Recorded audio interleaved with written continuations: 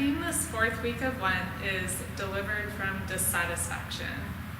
In the gospel story of the prodigal son, we see someone who is dissatisfied with what he has.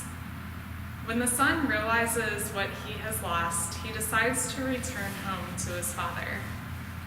Yet his older brother is troubled by this reconciliation. He becomes dissatisfied and unable to rejoice at the great mercy that his father shows his younger brother. We are thrilled to have Brett Rousey with us here today. He's pastoral associate at St. Edward Church, and he's going to share his story of being delivered from dissatisfaction.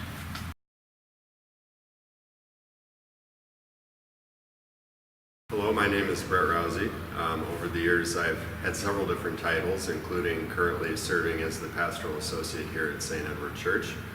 I've also had another title I've come to more recently in life that I'm going to talk with you a little bit today about, and that is that I'm also a recovering alcoholic.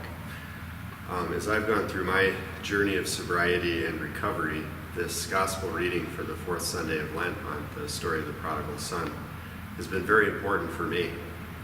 I think wherever we find ourselves in life, we can probably plug ourselves fairly easily into any number of characters in this story.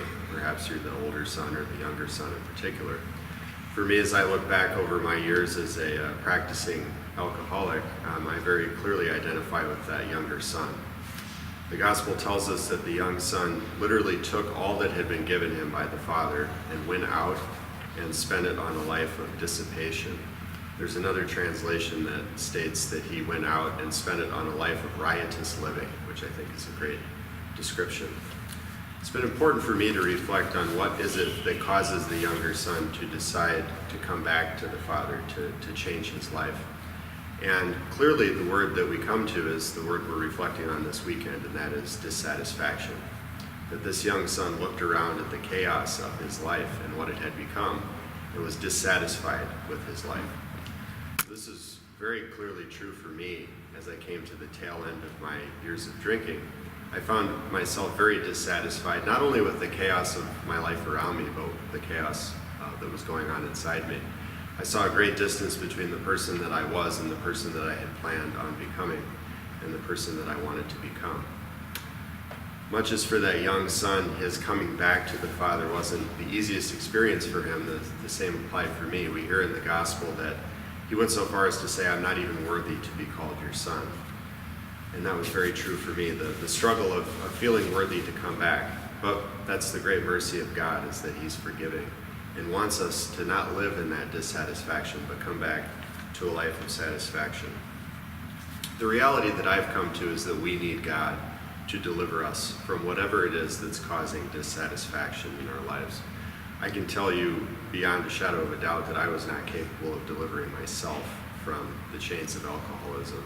And I think that's true of whatever is dissatisfying us in life. We need God to deliver us.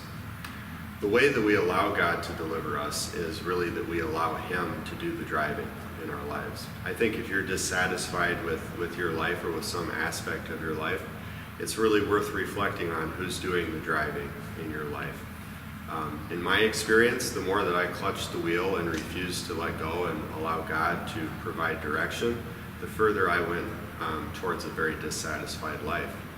And so whether it's a job or a relationship or wherever it is you find yourself that maybe you're not fully satisfied, to really reflect on, are you allowing God to take the wheel and do the driving? And that, of course, takes a great deal of trust. The gospel ends with what I consider to be one of the most vivid statements in all of the Bible, that we have the Father speaking, who in the story is God, saying, "For my son was dead and has come back to life again." I think that's where dissatisfaction ultimately leads us, because that's what addiction and that's what sin do, is while they promise us fulfillment at the time, they seem to be fulfilling, they seem very enticing and rewarding, they ultimately only lead us to a life of dissatisfaction, and ultimately a life that's very dead and not a life of abundance. And so again, I'm grateful that I had the opportunity to be delivered from that. And if God can do that for me, he can surely do that for each and every one of us. And so we continually pray and reflect on our need to allow God to take the wheel, to allow God to do the driving and deliver us to a life of great abundance.